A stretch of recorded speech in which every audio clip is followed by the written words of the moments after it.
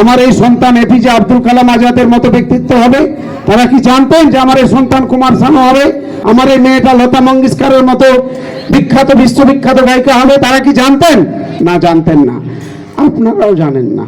আপনারাও জানেন না আপনাদের সন্তানদের মধ্যেও তার থেকে বড় বড় প্রতিভা লুকিয়ে থাকতে পারে। এই প্রতিভাকে আমরা জাগ্রত করার দায়িত্ব নিয়েছি। আপনাদেরকে সঙ্গে থাকতে হবে, পিছিয়ে গেলে চলবে না, কেন আপনার সন্তানই আপনার ভবিষ্যৎ, আপনার স্বপ্ন।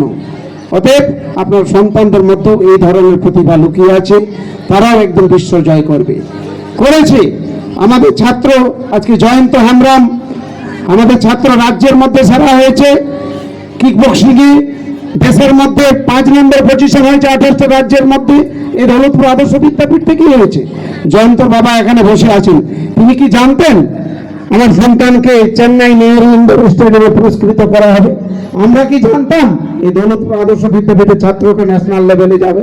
কেউ জানতাম না। অতএব আপনাদের একটাই কথা বলবো, আপনারা কেউ পিছিয়ে যাবেন না। স্বপ্ন দেখেছেন, স্বপ্নটাকে এগিয়ে নিয়ে যেতে হবে। ধন্যবাদ জানাবো মোক্তার সাহেব মহাশয়কে এই মূল্যবান তার বক্তব্যের মধ্য দিয়ে এই পয়েন্টটি আমার দৃষ্টি আকর্ষণ করার জন্য। ধন্যবাদ সবাইকে। এ বিভাগে আমি বলবো